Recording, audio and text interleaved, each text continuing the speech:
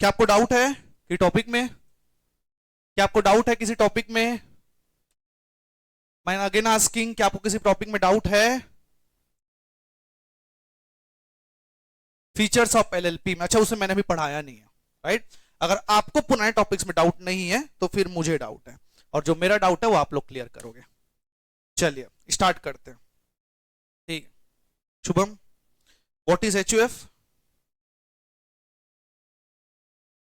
खड़ो जा पहले। हिंदू एंड्रॉइड फैमिली होता है, बहुत बढ़िया। सबको फुल फॉर्म पता था? नहीं पता था ना? थैंक यू बोलना इसको बाद में। पता भाई एचयूएफ क्या होता है? बढ़िया,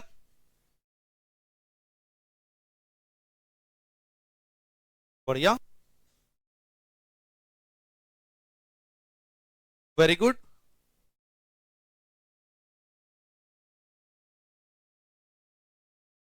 मेल मेंबर, बहुत बढ़िया, गुड गोइंग। लॉ बता दो, लॉ कहां से गवर्नेंस मिलेगा? हिंदू लॉ। हिंदू लॉ के दो पार्ट होते हैं, तो स्कूल और मित्राक्ष। बैठो, बहुत बढ़िया। देखो, एक एचयूएफ का तुम लोग पहले रिवीजन लो जो मैंने कल पढ़ाया था। एचयूएफ का फुल फॉर्म होता है Hindu undivided family. Hindu undivided family एक ऐसा बिजनेस है जो हिंदू ऐसी फैमिली जो अनडिवाइडेड नहीं हुई है वो लोग रन करते हैं। ये जो रन होता है ये फैमिली मेंबर के हिसाब से होता है, ये फैमिली मेंबर के द्वारा होता है। इस कारण इसको जॉइंट फैमिली बिजनेस भी बोला जाता है। क्या बोला जाता है? Joint family business. अब एचयूएफ में पैसा आएगा कहां से? अब बाहर से जनरली लोन नहीं लेते, कहां से आएगा? इंस्टॉल प्रॉपर्टी से। इंस्टॉल प्रॉपर्टी मतलब आपके पूर्वज की जो जमीन है, जो प्रॉपर्टी है, वहां से इसमें पैसे मिलने वाले हैं। एचयूएफ में एक जो बहुत बड़ा तकलीफ है वो है मेंबरशिप का। किस चीज का? मेंबरशिप का। क्योंकि मेंबरशिप में आने के सिर्फ दो ही रास्ते हैं। पहला बाय बर्थ, मतलब आपको उस फैमिली में जन्म लेना पड़ेगा, या तो दूसरा marriage with male member. Otherwise आप यहां पास मेंबरशिप नहीं ले पाएंगे। अब देखो, जो हिंदू अनडिवाइडेड फैमिली है उसके लिए कोई भी एक्ट नहीं बनाया गया, तो दो एक्ट से गवर्नेंस मिलेगा। कौन कौन सा बताया था मैं? हिंदू सक्सेशन एक्ट और इनकम टैक्स एक्ट। और एचयूएफ के हिसाब से हमारे पास दो स्कूल होते हैं। कौन सा? दया भाग और मित्राक्ष। मैंने आप लोग को इतना बताया था, ठीक है। हम लोगों ने अभी तक आप लोग का sole proprietor, partnership firm, HUF और एलएलपी का स्टार्टिंग पढ़ चुका है। जितने भी चीज तुम पढ़े हो ना, इसके लिए एक अलग से सेपरेट चैप्टर भी है आपके सेटिंग अप में, आप आगे जाके पढ़ेंगे, ठीक है। What is partnership firm? Meenakshi बताओ बेटा, पार्टनरशिप फर्म क्या होता है? ओके,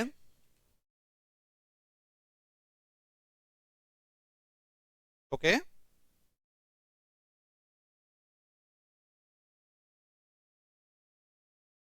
एंड बस एसोसिएशन में 2% प्रॉफिट बांटोगे हो जाएगा।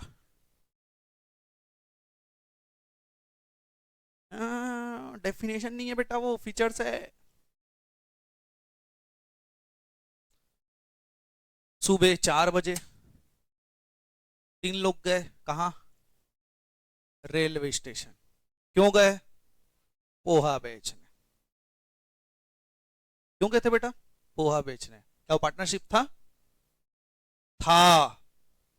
Because is an association of 2 or more person. Second most important condition, it must be result from an agreement. आपने नहीं बोला बच्चा? पार्टनरशिप कहां से होना चाहिए? एग्रीमेंट से आना चाहिए, और एग्रीमेंट सब पार्टनर एंटर करेंगे तब काम करेगा। आप लोगों को समझ आए कि नहीं? मोस्ट इंपॉर्टेंट थिंग, तीसरा कंडीशन, बिजनेस करना पड़ेगा। चैरिटी वैरिटी पार्टनरशिप का काम ही नहीं है। क्या करना पड़ेगा तुम लोगों को? बिजनेस करना पड़ेगा और प्रॉफिट को शेयर करना पड़ेगा। और लास्ट बोलता है कि या तो एक पर्सन काम करेगा या तो सब पर्सन काम करेंगे। उसको मैंने कॉन्सेप्ट दिया था म्यूचुअल एजेंसी। क्या बोलते हैं उसको? म्यूचुअल एजेंसी बोला जाता है। ये पार्टनरशिप फर्म होता है। मिनिमम कितने लोग होते हैं? 2, maximum 50 as per the companies act, और कंपनीज रूल्स को 50 बोलता है। मतलब पार्टनरशिप फर्म इसके लिए प्रिस्क्राइब नहीं है। समझ आए कि नहीं आया? फीचर्स क्या क्या होते हैं बच्चा? ओके, अनलिमिटेड लायबिलिटी और फ्लेक्सिबिलिटी रहता है। Okay, good one. Easy to start as compare to company या एलएलपी। कंपनी या एलएलपी उससे इजी है भैया पार्टनरशिप फर्म चालू करना, और relatively inexpensive, because registration of partnership firm is not mandatory और कंपलसरी। उसको रजिस्ट्रेशन लेना मैंडेटरी नहीं है, ये तो फायदा है। बैठो, और कोई टॉपिक में डाउट किसी को? मैं को जज करूंगा बेटा, मैं जज थोड़ी हूं।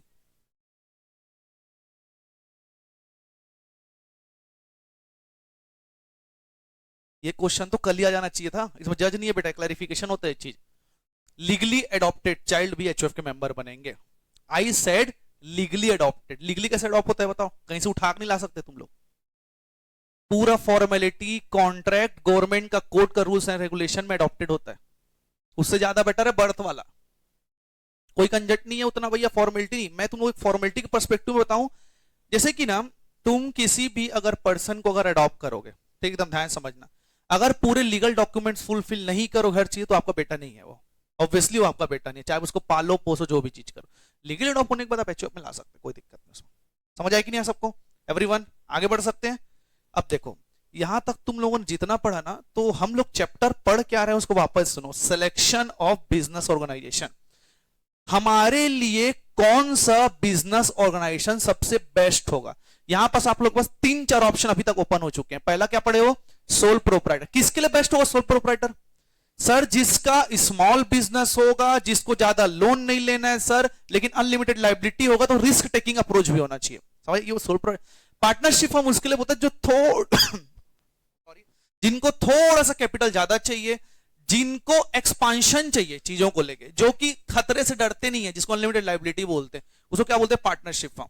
लेकिन सर अगर कोई ऐसा पर्सन है जिसको बिजनेस जो है ना थोड़े से ज्यादा लेवल में करना है, लेकिन थोड़ा डर लगता है सर कहीं घर बार ना बिक जाए, तो बेस्ट क्या होगा, LLP, limited liability partnership. That's why LLP is so called as hybrid version of किसका, दो चीजों का, पार्टनरशिप एंड कंपनी। मतलब देखो एलएलपी बना कहां से पता है, एक हिस्सा उठाया कंपनी का, एक हिस्सा उठाया पार्टनरशिप का। मतलब देखो पार्टनरशिप में सबसे बड़ी लिमिटेशन वो अनलिमिटेड लाइबिलिटी की, एग्री करते हो?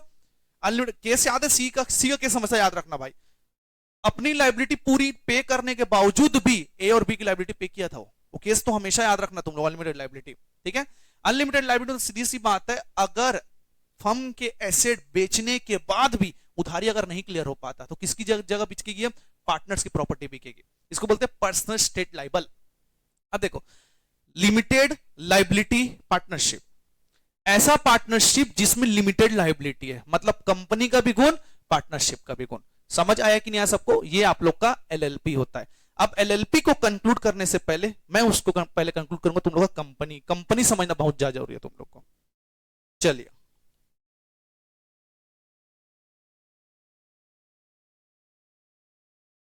हेडिंग ले ले, कंपनी। नोट सब प्रॉपर बनाए हो? Show me your copy everyone. Colour नहीं दिख रहा है बेटा, तो कब करोगे? और नोट्स के टाइम उधर कलर्ड, कलर्ड कहां है, दिखाओ। White is not coloured, copy दिखाओ, कॉपी दिखाओ। आप रफ में बना रहे हो बेटा, क्यों रफ में बना रहे हो बेटा? मैंने बोला था ना कॉपी दिखाओ। कहां है कलर पेन, हाइलाइटर उधर, प्राची कॉपी दिखाओ। कॉपी मेंटेन्ड है? कॉपी लाओ नया, दिखाओ। आप नहीं लाओ, कल से मेंटेन करना, फोटो खींच के ले जा लेना, एकदम अप टू डेट रहना। उधर हीरो कॉपी अंदर दिखा। कब लिखने का प्लान है सर? आज लिख देगा, कल कॉपी चेक करूंगा। एक बेसिक सा क्वेश्चन, कंपनी क्या होता है? What is company? What is company? जो कंपनीज एक्ट में इनकॉर्पोरेटेड है। चलो ठीक है, अच्छी बात है। पता है जो नॉर्मली ये तो सीएससीटी से पढ़े बच्चे लोग थोड़े होशियार हो जाते हैं ना, जो कंपनी लोग थोड़ा बहुत पढ़ के रखे, सब सीएससीटी से बिलोंग है, आप बस ग्रेजुएटेड हो। ठीक है, अब समझना कंपनी लोग क्या बोलते हैं सर। कंपनी क्या होता है ना सर, जिसमें बहुत लोग होते हैं सर, साथ में मिलकर पैसा इकट्ठा करते हैं सर, और जिसमें सेपरेट लीगल एंटिटी होती है, परपेचुअल सक्सेशन होता है, लिमिटेड लायबिलिटी, वो कंपनी होती है। कंपनी वो नहीं होता। कंपनी का एक क्लियर सा डेफिनेशन है, लिखते चलोगे, as per section 2 clause 20। Sir हमको क्या सेक्शन याद करना पड़ेगा? हाँ, मतलब हाँ, सेक्शन याद करना पड़ेगा। As per section 2 clause 20, company मतलब एकदम प्यारा सा डेफिनेशन है। Company means which is registered under this act or any other previous act, वो कंपनी होता है। ये होता है लीगल डेफिनेशन। कंपनी उसको बोला जाता है जो इस एक्ट में रजिस्टर्ड है। कौन सा एक्ट? कंपनीज एक्ट 2013 या तो कोई प्रीवियस एक्ट में, वो हमारे लिए कंपनी है।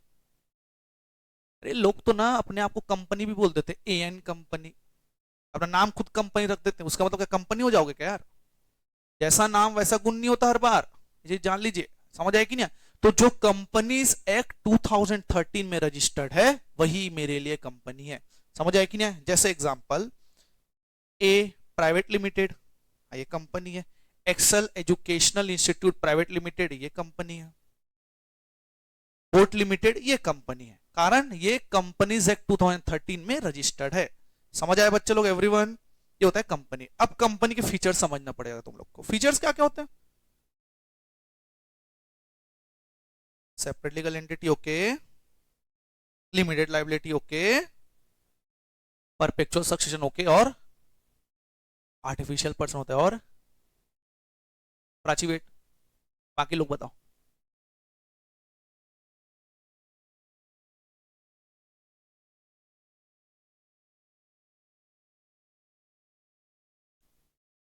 बताता हूं फीचर्स क्या होता है।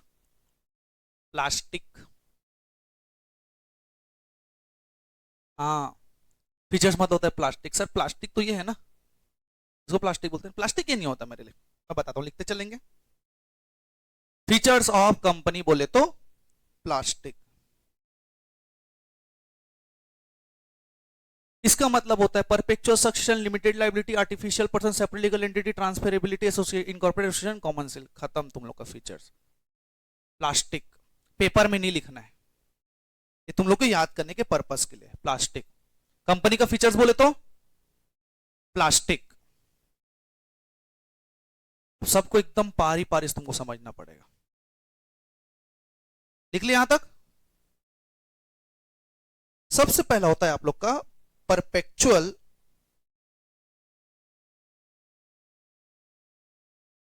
सक्सेशन।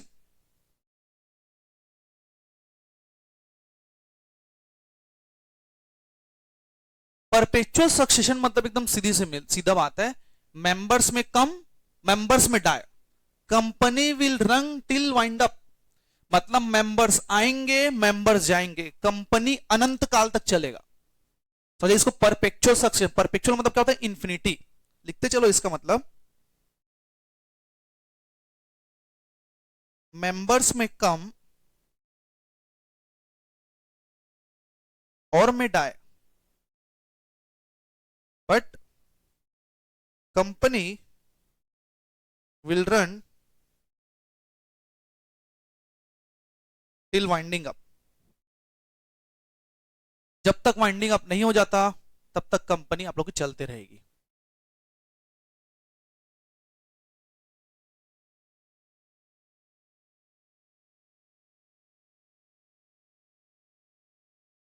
डन बच्चे लोग? अब चले मैं आप लोग को एक एग्जांपल देता हूं, तो ध्यान समझना। परपेचुअल सक्सेशन अगर आपको समझना है तो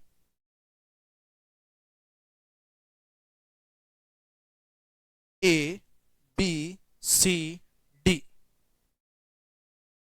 ये लोग थे चार पार्टनर। एग्जांपल थोड़ा ध्यान समझना, कितने पार्टनर थे? चार पार्टनर। फाइनेंशियल ईयर 24-25 में इनकी अर्निंग थोड़ी ज्यादा हो गई, 5 करोड़। अब ये लोग हो गए हैप्पी, खुश, बोले चलिए ट्रिप में चलते हैं। ये बोले मनाली चलते हैं, पैसा कमा लिया, चलते हैं। पार्टनर मतलब तो दोस्त होते हैं ना, सुने तो सीआईडी देखे हो ना, पार्टनर मतलब क्या होते हैं? दोस्त, दुश्मन नहीं होते। अब ये लोग मनाली जा रहे थे, मस्त नया डिजाइन का कार बुक किए थे वो लोग, चारों बैठे थे, A B C D. Car जो है खाई में गिर गया, चारों खत्म।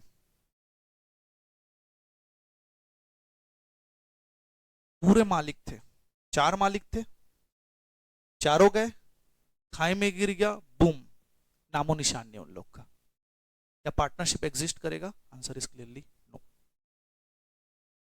क्योंकि पार्टनरशिप में परपेचुअल सक्सेशन नहीं होता। वही अगर कंपनी की बात करूं, कंपनी विल स्टिल रन। मैंने आप लोग एक चीज समझाया था कल, पता है रिलायंस किसके नाम से जाना जाता है ना? रिलायंस रिलायंस के नाम से जाना जाता है, अंबानी जाना जाता है। अच्छा एक बात बताइए, टाटा कंपनी किसकी थी? रतन टाटा सर की। रतन टाटा सर की जब डेथ हुई, कंपनी एक बूंद भी कुछ आंच आया है अभी तक? कुछ 1% भी इफेक्ट हुआ है चाहे पॉलिसी डिसीजन किसी चीज में? Answer is no. इसी को परपेचुअल सक्सेशन बोलते हैं। मतलब कंपनी ऊपर है, मेंबर उसके नीचे है भाई, मेंबर्स आएंगे जाएंगे कोई मतलब नहीं है, कंपनी तो चलेगा जब तक उसको वाइंड अप नहीं कर देते तुम लोग। यहीं पास चारों के चारों मेंबर अगर चले गए कंपनी के और चारों की डेथ हो गई, फिर भी कंपनी एग्जिस्ट करेगा। इसको परपेचुअल सक्सेशन बोला जाता है। समझ आए कि नहीं आए? मेंबर्स आएंगे मेंबर्स जाएंगे, इसमें मेंबर्स आएंगे और मेंबर्स जाएंगे, कंपनी चलेगा जब तक उसको वाइंडिंग अप नहीं कर देते। क्या बोलते हैं इसको? Perpetual succession. क्लियर है यहां तक एवरीवन? ठीक। उसके बाद आप लोग का 2 कॉन्सेप्ट साथ में चलाऊंगा मैं, एक लिमिटेड लाइबिलिटी, फिर तीसरा के लिए जगह छोड़ो थोड़ा सा, चौथा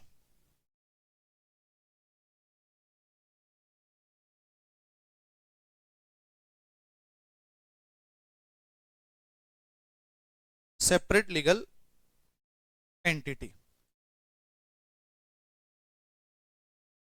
2 कॉन्सेप्ट को मैं रन करता हूं। Done everyone? एग्जांपल के थ्रू समझिएगा।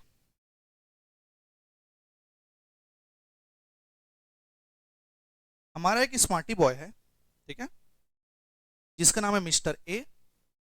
उसने एक कंपनी का ओनरशिप खरीदा। कंपनी का ओनरशिप खरीदने का मतलब क्या होता है लीगली में? शेयर परचेज किया। कंपनी का क्या खरीदा इसने? शेयर। एक चीज ध्यान समझना, अगर मैं एक शेयर भी खरीदता हूं तो वो मालिकाना हक देता है, ओनरशिप। कंपनी का नाम है एबीसी लिमिटेड। क्या नाम है? ABC limited. मैंने कंपनी में लगाया था, मतलब मिस्टर ए ने लगाया था 2000 रुपए, करेक्ट है? अचानक से कंपनी को लॉस हो गया 15,000 करोड़ का। कितने का? 15,000 करोड़ का। और इस 15,000 करोड़ को अगर पर मेंबर में भी बांटोगे ना, तब इतने सारे मेंबर हैं, तो पर मेंबर की जो लाइबिलिटी है वो आती है, लेट्स टेक एग्जांपल, 500 करोड़। कितने आती है? 500 करोड़ की लाइबिलिटी आती है। लेकिन due to companies nature, due to a features of limited liability, Mr A is only liable for 2000। इसको लिमिटेड लाइबिलिटी बोलते हैं। अगर यही पार्टनरशिप होता तो 500 करोड़ रिकवर करने के चक्कर में मिस्टर ए की जो जो जमीन जायदाद है, जो पर्सनल एसेट, सबको बेच देंगे। लेकिन कंपनी अगर बना रहे हो और कंपनी का अगर आप शेयर होल्ड करोगे, तो लिमिटेड लायबिलिटी मतलब यही होता है कि आप जितना शेयर का पैसा दिए वही डूब के जीरो हो पाएगा, ज्यादा से ज्यादा वो डूबेगा वही जीरो होगा, उसके छोड़ कुछ और पैसा लेके नहीं जा पाएंगे आप लोग। इसी कारण अभी तक विजय माल्या बच के रखा हुआ है। समझते हो ना? बताया था मैंने किंग फिशर का एग्जांपल, अभी तक वो बच के रखा है। उसे कॉन्ट्रोडिक्टिव भी आंसर दूंगा आप लोग को। तो इसको बोलते हैं लिमिटेड लायबिलिटी। अब तुम लोग समझना, in spite of there is huge number of compliance in a company, why still people choose to incorporate company? That's the reason। और ये अकेला रीजन ही काफी है कंपनी बनाने के लिए। इतने सारे कंप्लायंस है कंपनी में, तुमको तो क्या करना पड़ता है? Spice plus form sir, incorporation के टाइम पे सीएस से सर्टिफाई कराना पड़ता है, चार्टर्ड अकाउंटेंट से सेक्रेटरी स्टेटोरी ऑडिट कराना पड़ता है, सीएमए से कॉस्ट ऑडिट करवाना पड़ता है सर, कंप्लायंस रिपोर्ट फाइल करने होते हैं, सेबी को बताना होता है, आरबीआई का रेगुलेशन फॉलो करना, इतने सारे कंप्लायंस है। सब सब चला लेंगे वो लोग। डर किससे लगता है? लाइबिलिटी से। तो यही एक मेन फीचर है कंपनी का, जिसको बोलते हैं लिमिटेड लाइबिलिटी। समझ आया कि नहीं आया सबको एवरीवन? भाई बचाओ है ये। उसी कारण तो लोग एलएलपी बना लेते हैं। पैसा डूबेगा तो कितना डूबेगा? 2000।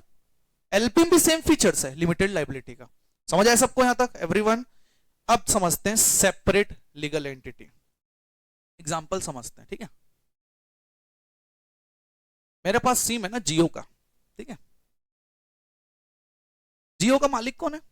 मतलब मेजोरिटी शेयर होल्डर। अब शायद हम वर्ड्स को इंप्रूव कर सकते हैं। मेजोरिटी शेयर होल्डर कौन है? अंबानी फैमिली। मेरे जियो में नेटवर्क नहीं आ रहा है, बोलूं हेलो अंबानी नेटवर्क नहीं आ रहा है, नेटवर्क ठीक कर देगा कि rather than I call Jio service centre? भाई जियो से मैं मालिक को क्यों फोन नहीं लगा सकता?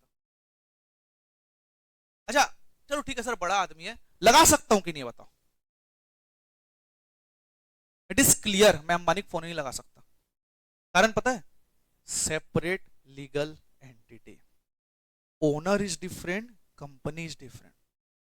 कंपनी पूरे अलग है अपने मालिक से, और ये फीचर सिर्फ और सिर्फ एलएलपी और कंपनी में पाया जाता है। मतलब जैसे कि विजय माल्या और किंगफिशर का जो केस हुआ था, उसमें विजय माल्या ने क्लियरली बोला लोन मैंने लिया है। क्या लोन किसने लिया है? किंगफिशर ने लिया। किंगफिशर ने लिया भाई, कंपनी उससे जाके मांगो ना यार, मेरे से क्यों मांग रहे हो? कंपनी डूब गई तो मेरे पीछे क्यों पड़े हो तुम लोग? मतलब ये सेपरेट लीगल एंटिटी का एक कॉन्सेप्ट होता है। जैसे कि एक्सेल एजुकेशनल इंस्टीट्यूट है, ये प्राइवेट कंपनी है, कंपनी अलग, उसके ओनर्स अलग है पूरे यहां पास। समझ आए कि नहीं? इसी को सेपरेट लीगल एंटिटी बोला जाता है। अब सेपरेट लीगल एंटिटी का मेन मतलब समझना तुम लोग। ये कंपनी है, कोई भी कंपनी एग्जांपल मिल लीजिए,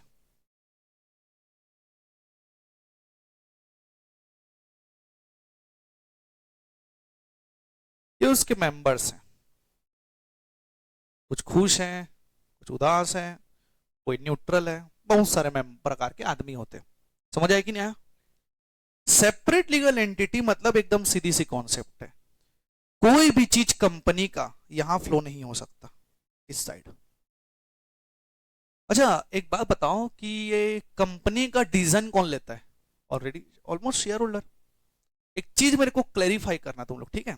एकदम डिटेल में, आगे का कॉन्सेप्ट है लेकिन अभी भी आप कंपनी बनाए, कंपनी को सपोज डिविडेंड बांटना है। डिविडेंड क्या होता है सर? जब पैसा कमा लेते हैं तो शेयर होल्डर को पैसा बांट दो, डिविडेंड बोलते हैं।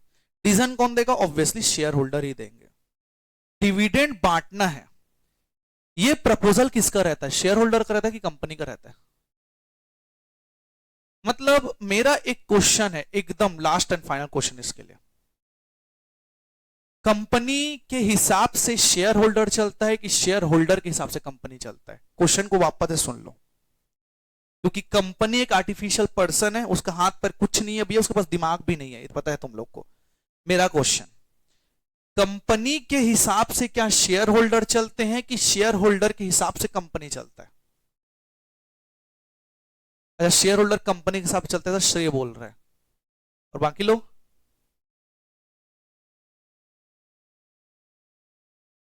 बताओ बेटा, आप ही से पूछ रहा हूं। शेयर होल्डर कंपनी चलता है शेयर होल्डर के हिसाब से। Share holder, share holder, share तेरा आंसर बस लगा है।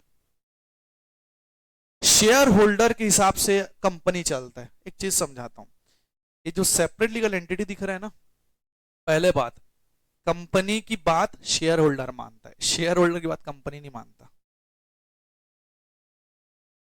एक चीज समझाता हूं तुम लोग को, एक कॉन्सेप्ट पढ़ोगे तुम लोग कंपनी लॉ में कि कभी भी कंपनी शेयर होल्डर के लिए काम नहीं करता, शेयर होल्डर कंपनी के लिए काम करता है। तुमको पता है डिविडेंड बांटने का अप्रोच जो है ना, कंपनी बोलेगा मैं डिविडेंड बांटना चाहता हूं, शेयर होल्डर हाँ बांट लो, बांट लो, वो डिसीजंस देंगे। इच्छा किसका है? कंपनी का। सर कंपनी तो बोल नहीं सकता, तो बोलेगा कौन? बीओडी बोलेंगे, बोर्ड ऑफ डायरेक्टर्स, जो उनके रिप्रेजेंटेटिव रहेंगे। तो यहां से मैं ये समझाना चाह रहा हूं कि दोनों सेपरेट लीगल एंटिटी हैं, दोनों एकदम ही अलग हैं। समझ आया कि नहीं आया? अब देखो जो विजय माल्या केस है उसको डिटेल में समझाता हूं मैं। गवर्नमेंट को ये चीज पता था कि आगे जाके कोई इस कॉन्सेप्ट का फायदा उठा सकता है। यस, विजय माल्या फायदा उठाना चाह रहा था, कंपनी से लोन लिया, पूरे कंपनी के पैसा लेके भाग गया। अब दुनिया में क्या बोल रहे हैं? लोन किसने लिया है? किंगफिशर ने, मैं क्यों दूं? सेपरेट लीगल एंटिटी का फायदा उठा रहा है। लेकिन एक बात बताइए, सेपरेट लीगल एंटिटी बेनिफिट के लिए दिया गया कि जानबूझ के किसी का मतलब दुरुपयोग करने के लिए दिया गया था? बेनिफिट के लिए दिया गया था। तो जो बीच में जो लाइन लिखा है ना उसको क्या बोलते हैं पता है? कॉर्पोरेट वेल है। क्या बोलते हैं इसको? Corporate veil. कॉर्पोरेट वेल मतलब पर्दा। और जिस दिन गवर्नमेंट को लगा कि कंपनी में हो रहा है फ्रॉड, वो लिफ्टिंग ऑफ कॉर्पोरेट वेल करती है। ये पढ़ोगे तुम लोग कंपनी लॉ में। लिफ्टिंग ऑफ कॉर्पोरेट वेल्थ मतलब क्या होता है पता है? घूंघट उठाना। कंपनी के पास ना तो हाथ है ना तो पैर है, फ्रॉड तो कोई शेयर होल्डर ही कर रहा है भैया। किंगफिशर जो कंपनी थी, मान गया कि कंपनी सेपरेट लीगल एंटिटी है, सब चीज उसके डिसीजन उसके हाथ में, लेकिन अगर किंगफिशर के हाथ से अगर फ्रॉड हो रहा है तो कौन करे? कोई शेयर होल्डर करे। सब शेयर होल्डर नहीं बोल सकता मैं, कुछ शेयर होल्डर्स। तो शेयर होल्डर है कौन, उसको पहचानने के लिए इस कॉर्पोरेट वेल्थ को लिफ्ट किया जाता है। तो पकड़ाया कौन? विजय माल्या।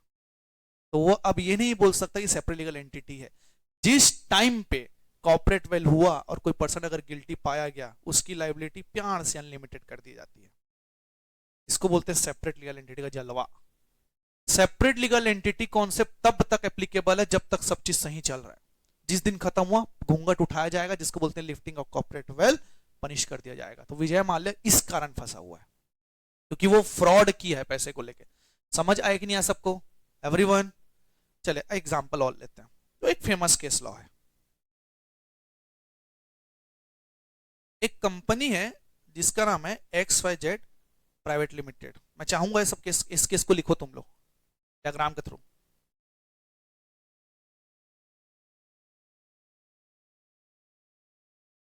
एक X Y Z private limited है। इनका जो मेजोरिटी शेयर होल्डर है वो है मिस्टर एक्स, जो अबाउट होल्ड करता है 99.99%।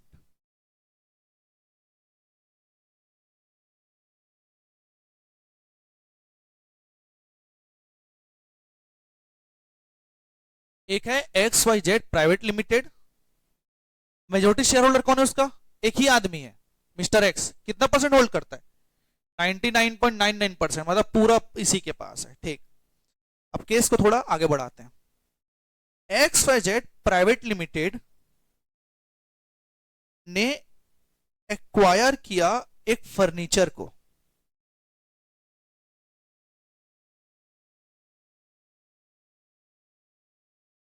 किस चीज को एक्वायर किया? फर्नीचर को। And took insurance of that, मतलब उस फर्नीचर का उसने इंश्योरेंस लिया।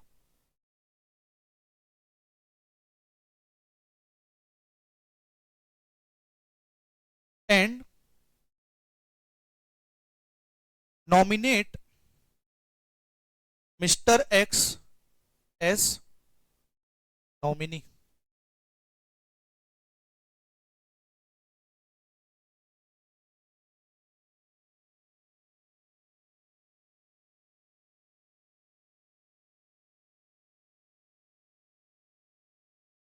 डन। क्वेश्चन को वापस समझो, यहां तक तुम बना ही लियो। एक X Y Z private limited नाम की कंपनी है, मेजोरिटी शेयर होल्डर कौन है? Mr X. कितना पर 99.9 है, मतलब इससे कोई टक्कर में नहीं है भाई। एक आध तो 0.001 होंगे, बात अलग है। एक्स वाई जेड लिमिटेड ने एक फर्नीचर एक्वायर किया, जैसे डेस्क है। इसके लिए होता है इंश्योरेंस। मतलब इंश्योरेंस मतलब अगर इसको कोई डैमेज हो गया तो क्लेम किसको जाएगा? जो इंश्योरेंस लेगी, ऑब्वियसली बात है। तो इन्होंने इंश्योरेंस लिया, लेकिन नॉमिनो किसको रखा? मिस्टर एक्स को, जो मेजोरिटी शेयर होल्डर है। अब थोड़ा केस को थोड़ा ध्यान से समझना। कल के डेट में फर्नीचर को हो गया डैमेज। क्या हो गया? डैमेज हो गया। After 1 year furniture damaged, will insurance company pay claim? क्या इंश्योरेंस कंपनी क्लेम पे करेगा? 30 सेकंड का मौका दे रहा हूं, केस को स्टडी करो और बताओ।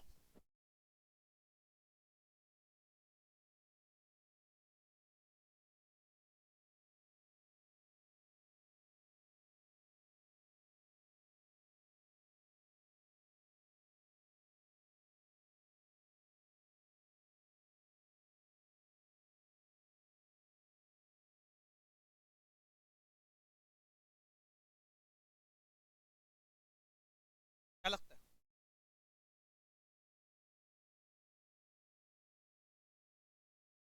ये समझ गए, सेपरेट लीगल एंटिटी खत्म।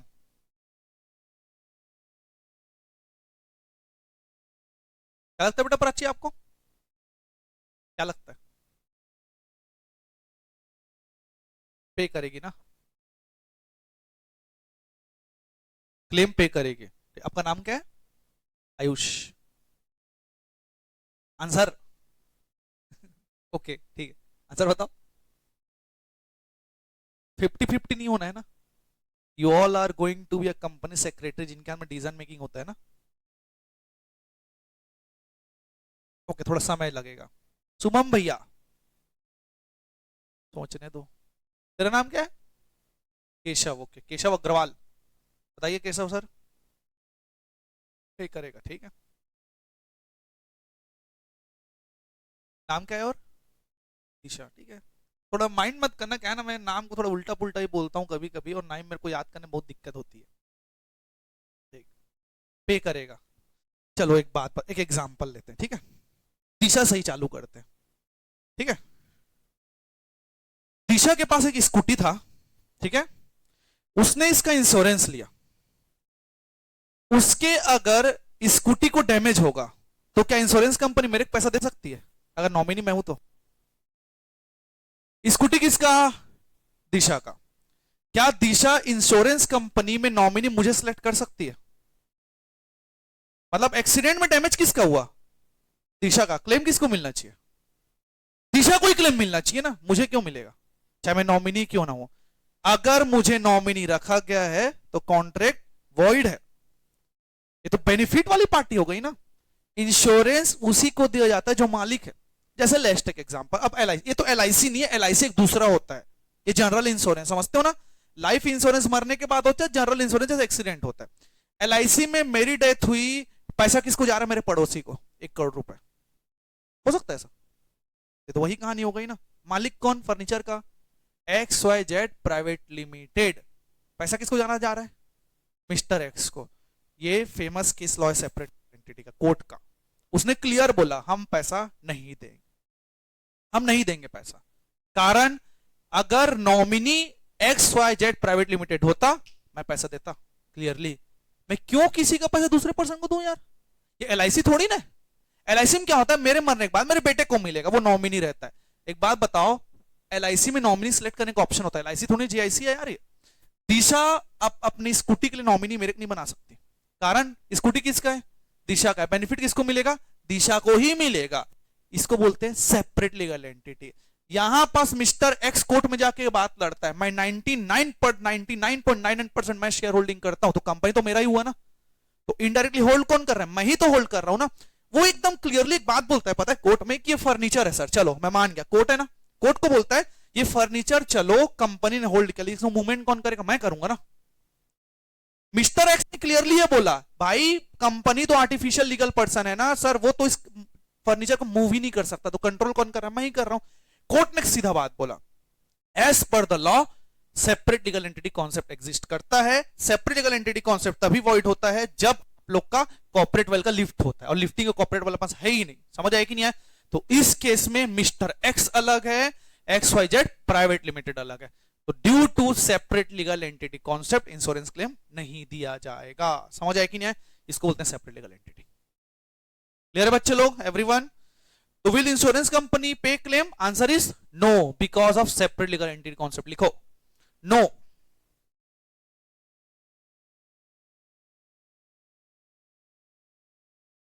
Because of separate legal entity concept, और इसी सेपरेट लीगल एंटिटी के कारण लिमिटेड लाइबिलिटी का प्रोविजन आया है। समझ आया सबको? जिस जिस एंटिटी के पास सेपरेट लीगल एंटिटी होगा उनके पास लिमिटेड लाइबिलिटी होगी। तो अब बताइए, क्या सोल प्रोप्राइटर के पास सेपरेट लीगल एंटिटी होती होगी? नहीं होता भाई, वो मर गया दुकान बंद हो जाएगा, उसकी लाइबिलिटी, भाई जो फर्म की लाइबिलिटी उसकी भी लाइबिलिटी। पार्टनरशिप फर्म में ऐसा होता है? नहीं होता। उन दोनों में अनलिमिटेड लाइबिलिटी। एलएलपी में भी सेपरेट लीगल एंटिटी है तो उसमें भी लिमिटेड लाइबिलिटी। कंपनी में सेपरेट लीगल एंटिटी है तो लिमिटेड लाइबिलिटी। समझ आया सबको? डन। अब तीसरा लिखते हैं।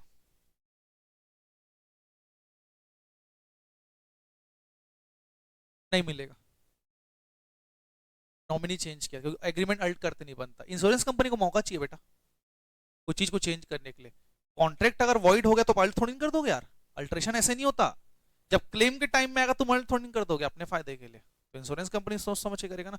अगर तुमको इंश्योरेंस कंपनी समझना है तो ओ माई गॉड पिक्चर देखो, देखियो OMG एक्ट ऑफ गॉड पढ़ोगे। इंश्योरेंस पढ़ाऊंगा तुम लोग टेंशन मत लो। सर आप जिस टॉपिक को बोलो उसको पढ़ाओगे बोलते हो, वही सेटिंग अप है भाई। बैंकिंग है तुम लोग को पता है, NBFC इंश्योरेंस तक है यहाँ, इतने सारी चीजें हैं सर, इतने में कवर हो जाएगा 5-5 लाइन 6-6 लाइन का, बस ज्यादा नहीं, लेकिन पढ़ाना तो सब पढ़ता है। तुमको ना वेरियस नॉलेज वाला आदमी बनाना चाहता है तुम्हारा इंस्टीट्यूट, तुमको भगवान का एक दर्जा दे रहा है वो, जिसको सब नॉलेज होना चाहिए। समझ आए बच्चे लोग। फिर तीसरा होता है आप लोग का प्लास्टिक का PLA, आर्टिफिशियल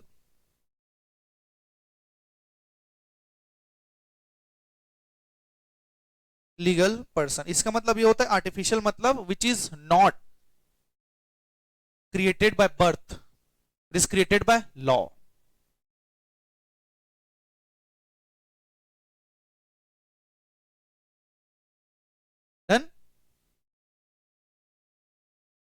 देन ये पांचवा में जो जो 1 2 3 4 5 है उसको हाईलाइट करिएगा क्लास के बाद, ठीक है, हाईलाइटर से, क्योंकि बीच बीच में कॉन्सेप्ट्स आ रहे हैं। पांचवा आप लोग को बोलता है टी मतलब होता है ट्रांसफेरेबिलिटी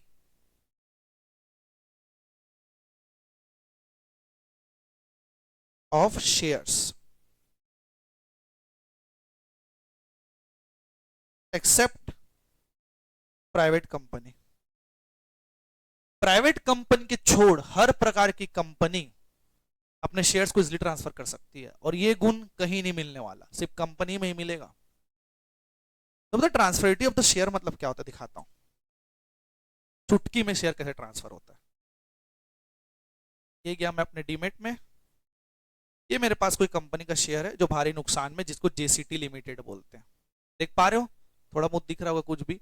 अगर इसको मैं सेल करना चाहूं ना, मैंने बताया एक बटन, अच्छा नॉट एलिजिबल फॉर ट्रेड, एक मिनट, लॉस मेकिंग कंपनी है ना। अब देखो ये कंपनी है MPS इन्फोटेक, मैं अगर सेल करना चाहा, मैंने एक लिखा,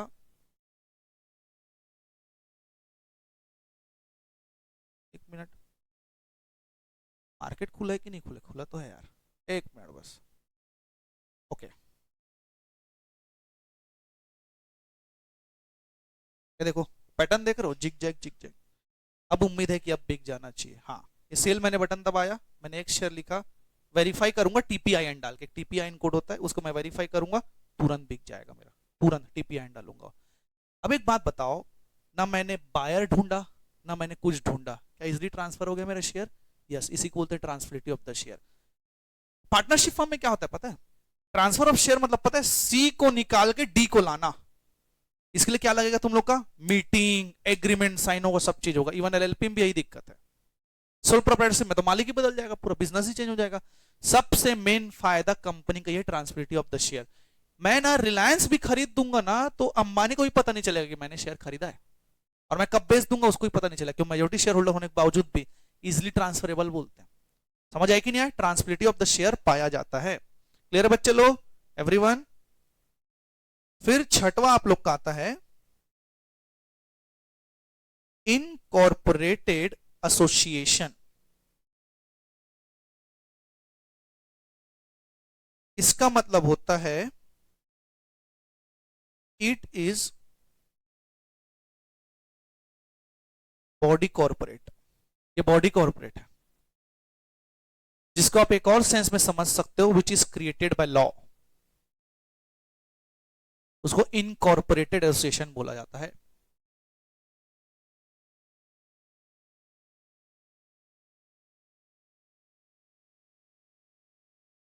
बच्चे लोग, फीचर्स में क्या होता है? प्लास्टिक होता है, राइट?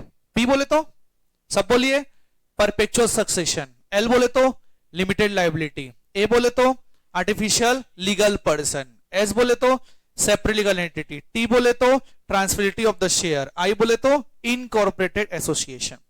फिर आता है आप लोग का सातवां C। C के दो मीनिंग, एक होता है आप लोग का common seal,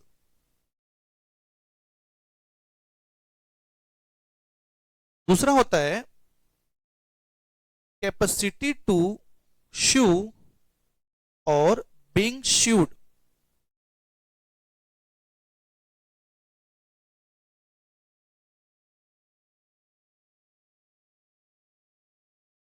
common seal, capacity to sue और being should.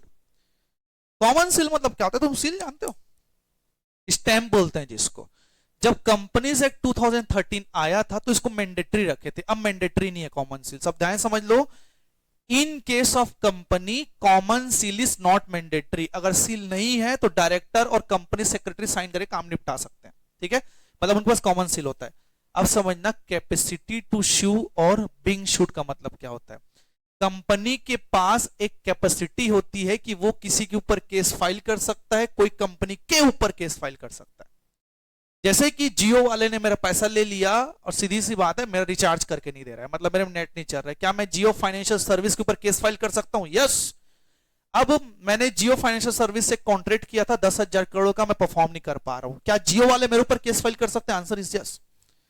Jio financial service ने केस फाइल किया है, उसे शेयर होल्डर ने नहीं किया ना, एक चीज ध्यान समझना। तो उसी कारण बोला जाता है कैपेसिटी टू शू और बीइंग शूड बोला जाता है।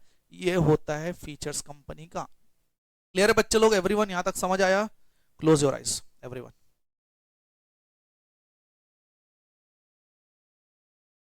Close your eyes. प्लास्टिक चालू करते हैं। पी बोले तो परपेचुअल सक्सेशन, एल बोले तो ए आर्टिफिशियल लीगल पर्सन, उसके बाद S, S separate legal entity, T transferability of the share, I incorporate association, C common seal और कैपेसिटी टू शू और बीइंग शूड। डन। चलिए, ये तो एकदम बेसिक कंपनी हो गया, लेकिन उससे पहले तुम लोग को लॉ पढ़ना सिखाना पड़ेगा क्योंकि अब मेरे टॉपिक्स लॉ की तरफ जाएंगे। चलिए, तुम लोग को मैं एक्ट का इंट्रो समझा देता हूं पहले, ये एक्ट का इंट्रो होता कैसे। कभी भी तुम कोई जब एक्ट की रीडिंग करोगे उसको बोला जाता है bare act reading. Bare reading word सुने हो? इसको बेयर रीडिंग बोलते हैं। तुमको पहले लॉ पढ़ना सिखाता हूं मैं। हर एक्ट में शेड्यूल्स होते हैं और सेक्शंस होते हैं। पढ़ते कैसे हैं समझना। जैसे कि ये है सेक्शन 14, इसको क्या पढ़ोगे तुम लोग? सेक्शन 14। और अगर ब्रैकेट में अगर 2 लिखा है तो इसको बोलते हैं sub section, section 14 sub section 2। और अगर इसके अंदर कोई अगर अल्फाबेटिक लिखा हुआ है तो उसको क्लॉज बोलते हैं। Section 14 sub section 2 clause A. इसके अंदर और अगर जैसे 1 2 3 लिखा तो इसको बोलते हैं सब क्लॉसेस। क्या बोलते हैं? सब clauses. Section 14 sub section 2 clause A sub clause 1, इस तरीके से पढ़ा जाता है इसको। लेकिन अगर वहीं अगर सेक्शन 2 की बात करूं तो सेक्शन 2 में सब सेक्शंस नहीं होते, उसमें डायरेक्ट क्लॉजेस होते हैं। जैसे कि ये 20 है, किसका डेफिनेशन है? कंपनी का। इसको क्या बोलोगे? Section 2 clause 20। ऊपर वाले क्या बोलोगे? सेक्शन 14 सब सेक्शन 2 बोलोगे। सेक्शन 2 वाले का बस क्लॉज बोलोगे। रीडिंग समझा रहा हूं तुम लोग को, ये चीज रीडिंग करना पड़ेगा। समझ आया बच्चे लोग? लॉ की जो बेयर रीडिंग होती है ना, उसके लिए नियम होता है जिसको बोलते हैं इंटरप्रिटेशन ऑफ स्टैच्यू, जो पढ़ोगे तुम लोग JIGL में। किसने पढ़ोगे? JIGL में पढ़ोगे। अब कोई भी अगर एक्ट स्टार्ट होता है तो उसके 3 सेक्शन प्रिस्क्राइब्ड रहते हैं हमेशा। लिखते चलो सब कोई।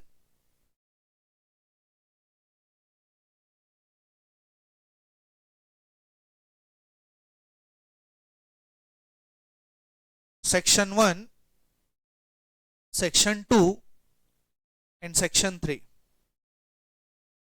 कोई भी एक्ट ना, सिर्फ कंपनी एक्ट की बात नहीं कर रहा हूं, LLP एक्ट ले लो, इनकम टैक्स एक्ट लो, सबका। सेक्शन 1 हमेशा बताता है नेम एंड एप्लीकेबिलिटी। क्या बताता है? Name and applicability.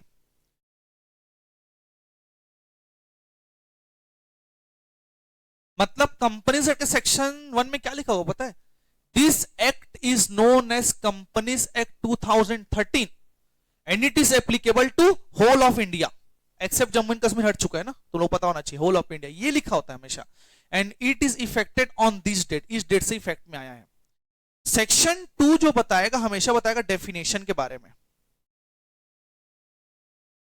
जो एक्ट में जितने भी टर्म यूज होंगे, चाहे शेयर वर्ड हो, चाहे प्रिफरेंस शेयर हो, चाहे कंपनी हो, चाहे आर्टिकल हो, जितने भी वर्ड यूज होंगे उसका क्या मतलब है सेक्शन 2 में बताया जाएगा।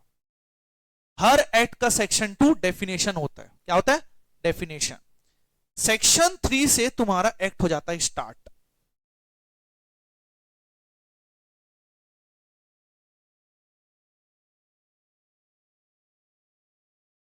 तो इस तरीके से तुम लोग को ये चीज ध्यान रखना पड़ेगा, इस तरीके से रीडिंग होती है। समझ आया बच्चे लोग? एवरीवन? अब चलिए थोड़ा सा वापस आते हैं। पता है अभी तुम लोग क्या क्या पढ़ चुके हो? Sole proprietor, partnership firm, LLP और कंपनी, यही 4 महीने अभी जो तुम लोग को पढ़ना है। कल मैंने होमवर्क दिया था कोऑपरेटिव सोसाइटी, पढ़ के आए हो? शुभम पढ़ा है क्या? थोड़ा बहुत देखो, कोऑपरेटिव सोसाइटी कौन से बाद में पढ़ोगे, चैरिटी वाली काम है भाई, साथ में भी काम करते हैं, कोऑपरेटिव सोसाइटी होता है। अब तुम लोग जब इतना पढ़ लियो ना, तो अब तुमको देना पड़ेगा डिसीजन कि हमारे लिए सबसे बेस्ट क्या होने वाला है। अब आपके सामने आएंगे पूरे केसेस, अब समझते हैं। ध्यान देना, मैं कंडीशन दे रहा हूं आप लोग को, सिर्फ आपको जवाब देना है। केस नंबर 1, पहला केस, मुझे बिजनेस करना है स्मॉल स्केल में। क्वेश्चन को पूरा सुन लेना। इसमें बिजनेस करना है स्मॉल स्केल में। Not want to share profit, मैं प्रॉफिट भी शेयर नहीं करना चाहता, मतलब जो है मैं खुद से ही करूंगा भाई, मैं प्रॉफिट भी शेयर नहीं करना चाहता। बट मैं डरता हूं लाइबिलिटी से। मेरी कंडीशन, मुझे छोटे लेवल पे बिजनेस करना है, मैं किसी को प्रॉफिट भी शेयर नहीं करना चाहता, लेकिन मैं अपने लाइबिलिटी से डरता हूं भाई, मेरे को लाइबिलिटी से डर लगता है। टेल मी विच कंपनी, मतलब sorry, which type of business organisation be suited for me. Correct answer is OPC, 1% company. कारण, सोल प्रोप्राइटर यहां तक ठीक था, लेकिन सोल प्रोप्राइटर का सबसे बड़ा जो लिमिटेशन है वो क्या चीज होता है? वो अनलिमिटेड लाइबिलिटी। मेरे को लाइबिलिटी से डर लगता है, तो बेस्ट क्या है तुम लोग के लिए? 1% कंपनी। समझ आए कि ना? यही तुम लोग को डिसीजन देना इस चैप्टर में आगे जाके। दूसरा समझाता हूं कंडीशन।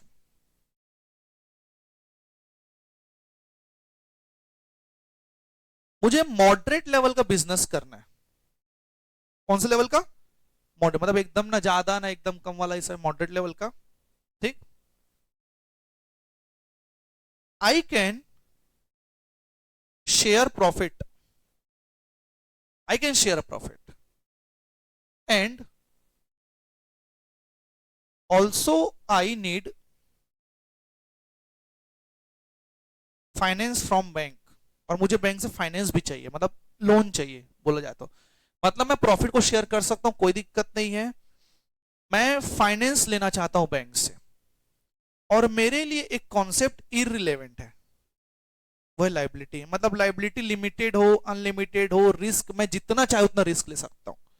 मतलब सीधी सी बात है, I can take risk up to infinity, मैं इंफिनिटी तक रिस्क ले सकता हूं। बेस्ट कौन सा होगा? Correct answer is LLP.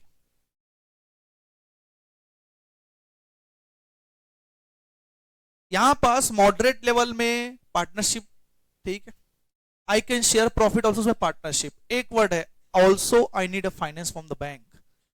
अगर तुमको बैंक से अगर फाइनेंस चाहिए तो रिलायबल कौन है? एलएलपी रिलायबल है रेदर देन पार्टनरशिप फर्म। क्योंकि देखो पार्टनरशिप फर्म के 4 पार्टनर गए, मनाली मर गए, पैसा कौन देगा यार?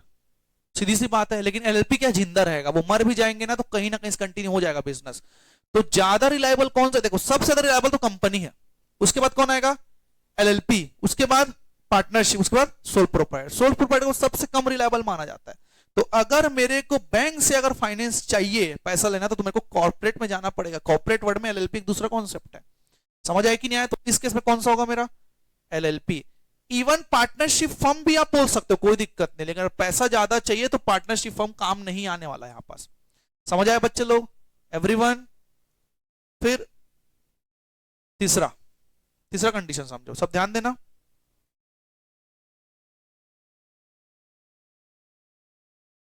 वांट एटलीस्ट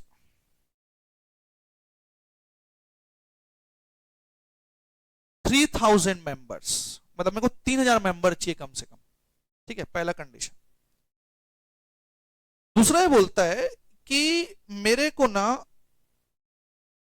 लोअर कंप्लायंसेस चाहिए, मतलब कंप्लायंस से डर लगता है साहब, मैं ज्यादा कंप्लायंस नहीं कर सकता क्योंकि मेरे को ना लीगल नॉलेज उतना है नहीं। ठीक है, साथ ही साथ ये बोलता है कि if unlimited liability it's okay for me, चल जाएगा, रहे या ना रहे कोई दिक्कत नहीं है मेरे को। समझ आया कि नहीं आया? बोलता है कि कम से कम मेरे को 3000 मेंबर चाहिए काम करने के लिए, और मेरे को लोअर कंप्लायंस मांगता है भैया। समझ आया कि नहीं आया? लाइबिलिटी अनलिमिटेड हो चल जाएगा, मेरे को लाइबिलिटी से कोई फर्क नहीं पड़ता, मतलब आई कैन टेक रिस्क। बताइए बेस्ट कौन सा होगा?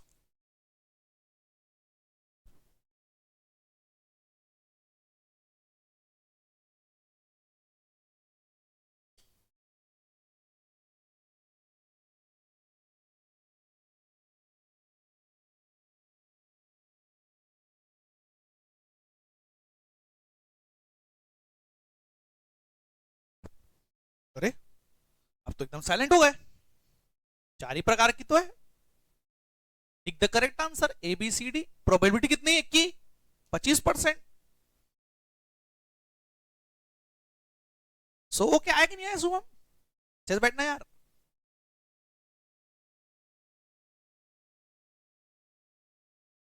कंपनी, ओके ठीक है। कंपनी बोलोगे ना तो कंप्लायंस का फटका पड़ेगा तुम लोग को। देखो भाई, पहले ना एक चीज क्लियर करना, देखो सब कंडीशन फुलफिल होना बहुत मुश्किल है। पहला चीज ये कि वो बोलते ही कम से कम मेरे को 3000 मेंबर चाहिए, आदमी को जरूरत है। सोल प्रोपराइटर पार्टनरशिप खत्म, क्योंकि सोल प्रोपराइटर में एक ही आदमी होता है, पार्टनरशिप में ज्यादा 50 होता है। अभी हमारा आदमी बोलता है लोअर कंप्लायंस, हम तेरे को एकदम लोअर नहीं दे सकते, लेकिन दूसरे के मुकाबले कम दे सकते हैं, क्योंकि एलएलपी में मिनिमम तो 2 होता है, मैक्सिमम कितना होता है? अनलिमिटेड होता है। यू इनकॉर्पोरेट और admit any number of partnership in LLP, partners in LLP, कितने भी चाहे उतना ला सकते हो तुम लोग, कोई दिक्कत नहीं। लो कंप्लायंस बोल के ना ये क्लियर बोल दिया कि मेरे को कंपनी में नहीं जाना है, तो बेस्ट सूटेड क्या होगा इसके लिए? एलएलपी इसके लिए बेस्ट सूटेड होगा। तो मतलब इतने सारे जो क्वेश्चंस है तुम लोग के अराइज होंगे। अभी जाके मैं आप लोगों को क्वेश्चन दिखाता हूं कि पेपर में कैसे क्वेश्चंस आते हैं।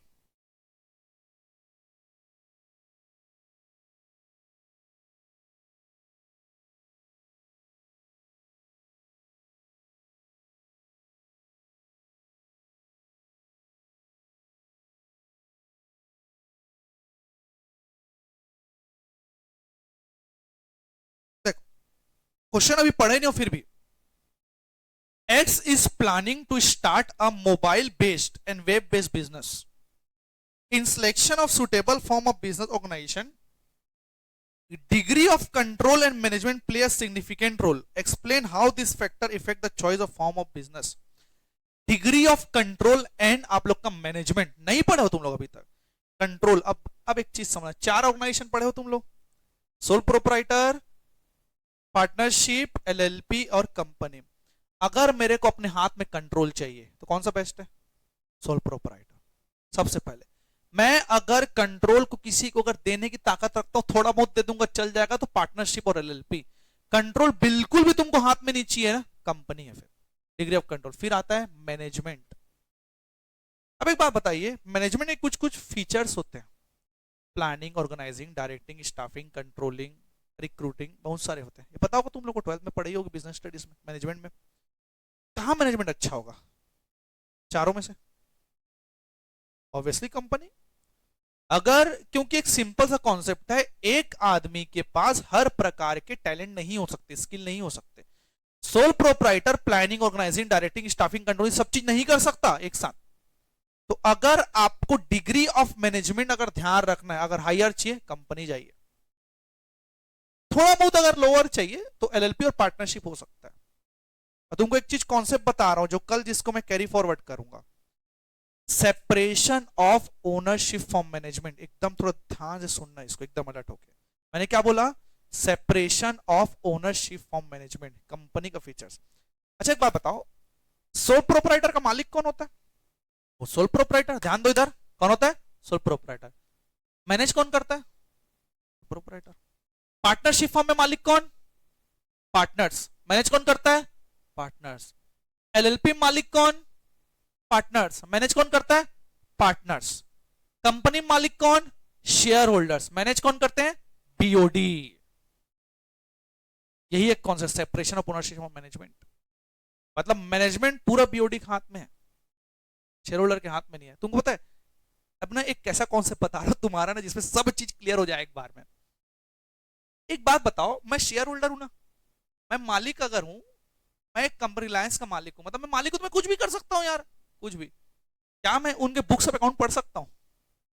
मैं मालिक हूं, मैं उसके बुक्स ऑफ अकाउंट का उसका अकाउंटिंग जर्नल एंट्री देख सकता हूं? नहीं देख सकता। मैनेज कौन करेगा? ये बीओडी। तुम ना सिर्फ फाइनेंशियल स्टेटमेंट पढ़ना। अच्छा मैं ऐसा बोल सकता हूँ रिलायंस के बाहर गेट में, गेट खोल, मालिक आया, चल मिठाई खिला, बोल सकता है ऐसा? नहीं बोल सकता भाई, कोई इज्जत नहीं है सब चीजों का लेके, प्रैक्टिकली समझो। मतलब मैं जाके रिलायंस के फैक्ट्री के बाहर गेट में खड़े होकर नहीं बोल सकते ना मालिक खड़ा है मेरा वेलकम कर, वो जानता ही नहीं, जानता किसका? बीओडी को जानता है।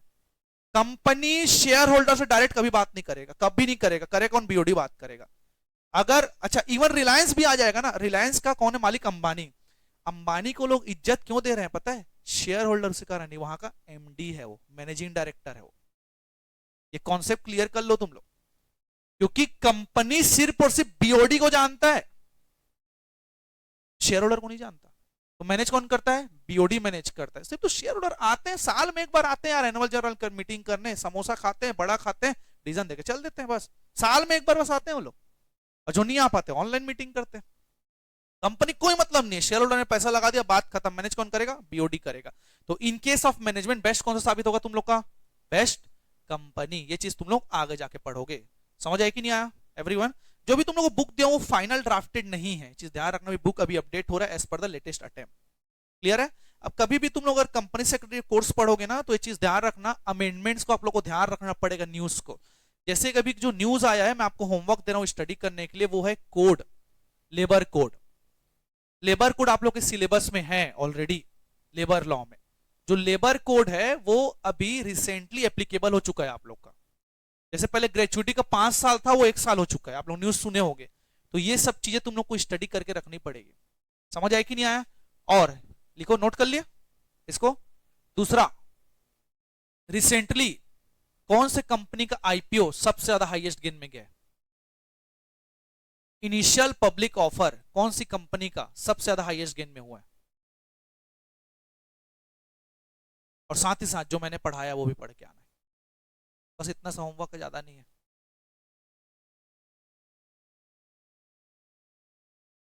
इनिशियल पब्लिक ऑफर कौन से भी रिसेंट की ऐसी कंपनी है जिसका आईपीओ सबसे ज्यादा गेन लाया है?